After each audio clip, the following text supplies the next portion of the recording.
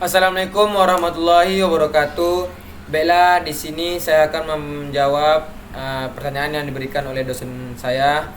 Uh, di sini soal pertama, jelaskan apa yang dimaksud dengan deadlock dan jelaskan 4 kondisi yang dapat digunakan untuk mencegah deadlock.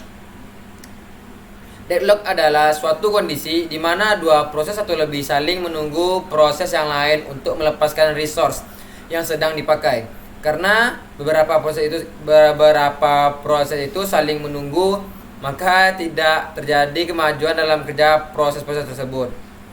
Nah, selanjutnya yaitu pertama deadlock prevention, yaitu kondisi untuk mengatasi deadlock dengan cara meyakini bahwa paling sedikit satu dari kondisi deadlock tidak terjadi. Mutual exclusion, yaitu buat resource shareable terbagi menjadi dua, yaitu non shareable, yaitu mood X yang diperlukan contohnya printer. Shareable tidak perlu mood X yang contohnya read only file. Yang kedua, hold and wait, melepas resource pada saat request. Nah, yang pertama, proses harus melepas resource yang dibawa sebelumnya meminta resource lainnya. Low resource utilization, banyak resource dialokasikan namun tidak digunakan dalam waktu yang lama. Yang ketiga, mungkin terjadi starvation, yaitu permintaan tidak dilayani untuk resource yang populer karena selalu dialokasikan untuk proses lain. Yang kedua, deadlock prevention, yaitu ada non preemption, yaitu melepaskan resource pada saat waiting. Nah, apa-apa saja itu non preemption, itu pembebasan semua resource yang dipegang suatu proses apabila proses ingin mengakses suatu resource lain dan tidak dapat langsung dipenuhi. Yang kedua, resource dengan preemption ditambah pada proses yang ingin mengakses resource lain tersebut. Yang ketiga, proses dimulai kembali apabila sudah mendapatkan kembali semua resource yang dilepaskan termasuk resource yang ingin diakses. Yang kedua, circular wait, yaitu request beruntun. Yang pertama itu memberi nomor pada setiap resource yang ada. Yang kedua, setiap proses boleh mengakses resource secara berurutan dari nomor terendah ke tinggi. Contohnya resource R1 sampai R5.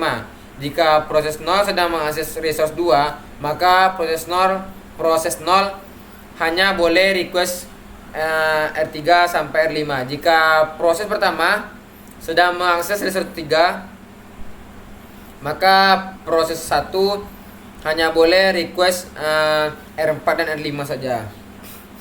Selanjutnya, deadlock avoidance, yaitu memberikan informasi tambahan yang berhubungan dengan resource yang akan diminta. Terus meyakini bahwa tidak akan terjadi circular wait. Nah, terus status resource informasi, yaitu resource yang tersedia, alokasi resource, maksimum resource dibutuhkan proses. Yang keempat, deadlock avoidance safe state. Status safe adalah sistem dapat mengalokasikan resource untuk proses sampai maksimal dalam urutan yang tepat tanpa terjadi deadlock. Safe, tidak ada deadlock. Unsafe, mungkin terjadi deadlock. Avoidance meyakini bahwa sistem pernah memasuki keadaan status unsafe. Nah, soal nomor 4 yaitu diketahui snapshot dari suatu sistem, yaitu sudah ada sebuah tabelnya, allocation, max, available-nya, prosesnya. Nah, jawablah pertanyaan berikut. Bagaimana isi matriks need?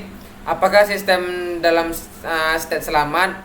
Nah, terus jika proses 1 meminta 0541, dapatkah permintaan dipenuhi segera? Nah, jawaban yang pertama A. Bagaimana isi matriks net? Nah, itu matriks kebutuhan dihitung dengan mengurangkan matriks alokasi dari matriks max. Nah, prosesnya PO0 A-nya 0000, D00, maka available-nya 0021 dikurang 0021 yaitu 000. Nah, PS1 065 0. Nah, bagaimana proses available-nya itu 0750 dikurang 01100 sama dengan 0650 sampai seterusnya. Nah, yang kedua, apakah sistem dalam state selamat? Nah, kita cobakan dulu. PO0 need lebih kecil pada available. Nah, Lalu new available sama dengan available ditambah allocation 1250 ditambah 0021 sama dengan 1271. Nah, P1 need dikecilkan available lebih kecil pada available, maka 0650 lebih kecil pada 1271.